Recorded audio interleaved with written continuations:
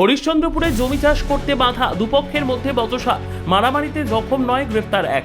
জমি বিবাদের জেরে দুপক্ষের মধ্যে বচসা, ধানের চারা রোপণ করতে বাধা, দুপক্ষের মধ্যে মারামারিতে জখম 9 জন, হাসপাতালে চিকিৎসাধীন। ঘটনাটি ঘটেছে সোমবার বিকেলে হরিশ্চন্দ্রপুর 1 ব্লকের মহেন্দ্রপুর গ্রাম পঞ্চায়েতের নাজিরপুর গ্রামে। স্থানীয় সূত্রে জানা গিয়েছে, বাগমারা গ্রামের বাসিন্দা মোহাম্মদ জসিমউদ্দিন ও আকবর আলী নাজিরপুর গ্রামের বাসিন্দা সোহরাব আলীর কাছ থেকে 1 বছর আগে 6 লক্ষ টাকার বিনিময়ে 6 কাঠা জমি কিনে নেন। অভিযোগ, সোহরাবের কাকা সেইফুল হক ও মইফুল হক সহ তার আরও 3 কাকার ছেলেরা তাদেরকে জমি চাষ করতে বাধা দেন। রবিবার জসিমউদ্দিন জমিতে ধানের চারা রোপণ করছিলেন ও আকবর মাখনা তুলছিলেন। সেই সময় বিবাদীরা লাঠিসোঁটা, লোহার রড ও ধারালো অস্ত্র নিয়ে জমিতে গিয়ে বাধা দেন বলে অভিযোগ।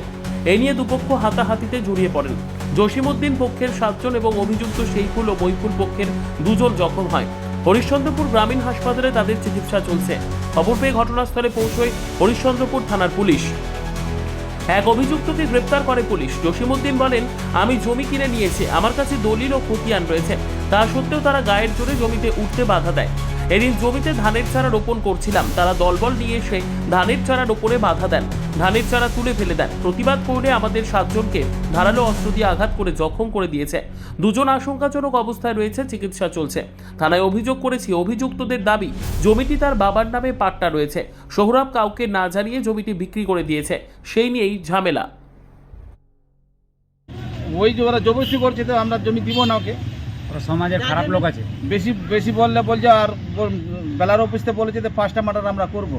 কারা হুমকি দিচ্ছে আপনাদেরকে? ওই তঞ্জুর, বুধুয়া আর সেইফুল আর মইফুল, কাকারু। তো গতকালকে আপনারা জমিতে উঠেছিলেন? হ্যাঁ, আমরা জমি গাঁতে গেছিলাম। কি কাজে গেছিলেন জমিতে? জমি ওই রোপা কাটতে গেছিলাম। তারপরে তারপরে আসলো, পহলে মেয়েগুলো পাঠালো, মেয়েগুলো আসতে দেখছি আমরা একদিক থেকে গাঁতে আছি, ওরা কিন্তু উঠাতে আছে। মেয়েগুলো গাঁতেছে, আবার যে বেশি তো বাধা দিয়ে দেয়, এনাকে একদম খুব লাঠি নেই না, চাপে ওই জমির মধ্যেই পড়ে গেলো একদম নিয়ে। কি দিয়ে মারধর করেছে আপনাদের? লাঠি নিয়ে, রড নিয়ে, স্টিলের রড নিয়ে, আরো অন্য হাতিয়ার ছিল। অত মানুষের মধ্যে কি দেখা যাবে? কজনকে জখম করেছে? 7 জনকে জখম করেছে। এরকম কোনোদিন করেনি। এই যে জমিটা বিক্রি করে দিলাম, এক জায়গার জমি আমার বাপ দাদুর কাছ থেকে নিয়েছিল, মোটামুটি 35-40 বছর থেকে জমিটা লাগাচ্ছি, চাষবাস করছি। আপনি চাষ করছিলেন? আমি চাষবাস করছি, আমার বাপ করতো। আমার বাপ করার পর আমার বাপ মৃত্যু, আমি করছি। আমি করার পর এখন চাষবাস করতে আমার একটা মেয়ে আছে, মেয়েটার আমার উপযুক্ত বিয়ে দেবো। তো আমার কাছে আর কোনো জায়গা জমি কিছু নাই, ওইটুকুই জায়গা আছে, আর একটা আমার বাড়ি আছে, আর কিছু নাই। তো আমি জায়গাটা বিক্রি করে আমার মেয়েকে দিয়ে দিলাম। এবার আমার চাচাতো ভাইকে সবাইকে জিজ্ঞাসা করলাম যে আমি জমিটা বিক্রি করছি, এবার তোমরা যদি লিবা তো তোমরা নিয়ে নাও। তো ওরা বলছে যে টাকা 50,000 পাবা। তো 6 কাঠা মাটি, 10 শতক, 26 পয়েন্ট জায়গা, 1 লাখ টাকায় 50,000 টাকায় কে দিবে? ওদেরকে বললাম যে এইগুলোর টাকায় আমার মেয়ের বিয়ে হবে না, আমার মেয়ের দিবেন হলো 5 লাখ টাকা। তা আমি 5 লাখ টাকা কোথায় পাবো? একটা মানুষ থাকাতে গিয়ে ওরা বাধা দিচ্ছে, কি যে হুমকি দিচ্ছে, মার্ডার করবে, জমিতে চললে চড়তে দেবো না। ওরা কারা? আমার চাচাতো ভাইরা। মানে বাধাটা কেন দিচ্ছে? তাদেরকে বাধা কেন দিচ্ছে জমিটাতে উঠতে? মানে জমিটা এক জায়গায় আছে লম্বা করে, কিন্তু আমরা খোটোয়া হিসাবে আছে কিনা, ওরা বলতে চাই যে কবজা যদি করে নিতে পারি তাহলে আমাদের এক লাইনে পুরো জমিটা থেকে যাবে। মানে তারা জমি জখম হয়েছে 7 জন, 2 জন বেশি জখম হয়েছে, তার মাথা ফেটেছে, ওরা আঘাতও বেশি পেয়েছে। এখন মালদা থেকে হরিশ্চন্দ্রপুর থেকে ট্রান্সফার করতে পারে মালদা কিংবা চাচলে। ওদের নামে কিছু নাই, আমার শ্বশুরের নামে আছে, পাটা আছে, 72 সালের রেকর্ড আছে আমার দাদুর নামে।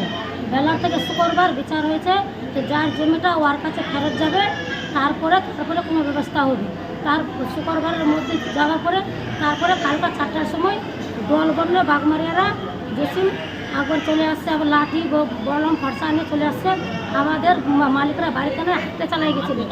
আমরা ওখানে যাই অভিযোগ করলাম যে আজকে কেন ধান সরাবের বাবা মরে গেছে আগায়, আর সরাবের দাদু মরে গেছে পাচায়।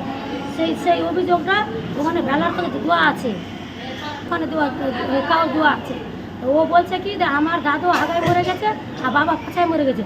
এবার সার্টিফিকেটে আছে কি আবার বাবা ওই সরাবের বাবা আগায় মরে গেছে আর দাদু পাচায় মরে গেছে। ও ওরা তাহলে ভুল দেখিয়েছে, ভুল দেখিয়ে তাহলে জমি রেজিস্ট্রি করিয়েছে। কিন্তু যেটা সোহরাব বলছে যে তার কাছে নাকি দলিল আছে, রেকর্ড আছে, 20 বছর চাষবাস করছে জমি। যেটা আছে মরা সার্টিফিকেট আছে, কে মরছে আগায় কে পাশায় মরছে, ওই জিনিসটা আগায় আমরা বেলার থেকে জিজ্ঞাসা করে আবার জানে না। তো কেন আপনারা জমিতে বাধা দিচ্ছিলেন ওদের জমিতে? আমার জমি আছে না, আমি দুইটা বাধা দেবো না। কিন্তু ওরা তো বলছে জমি অন্য কারো কাছ থেকে কিনে নিয়েছে। অন্য কারো কাছে ও যার কাছে কিনে দিয়েছে কিনা ওর কাছে কিছু ডকুমেন্ট নাই। তাহলে কি ডকুমেন্টসের জমি রেজিস্ট্রি বা পর্চা হয়েছে? আমার ও ছকাটা মাটি রেজিস্ট্রি হয়েছে। ওরা কতখানি জমি নিয়েছে? ওরা ছকাটাই। ওরা 6 কাঠা জমি নিয়েছে। হ্যাঁ। তো সেই জমিটা কার নামে ছিল? জমিটা আমার শ্বশুরের নামে। কি নাম আপনার শ্বশুরের কি নাম? যাই হোক, জাহিরুদ্দিনের কতখানি জমি ছিল? 2.5 বিঘা। কতখানি? 2.5 বিঘা। 2.5 বিঘা। হ্যাঁ। তো জমিটা ওরা কার কাছ থেকে কিনেছে? তারও কাছ থেকে কিনে নিও, মানে যাই আমার ভজ্জা হারও যে যার কাছে কিনেছে ও ভজ্জা হারও। কি নাম আপনার ভজ্জার কি নাম? সোহরাব। সোহরাব। আমার লাঠি বম বস্তু নিয়ে একবারে কুমিল্লা আনি দেয়। কিন্তু ওরা তো অনেক ব্যুরো রিপোর্ট, উত্তর বাংলা সংবাদ।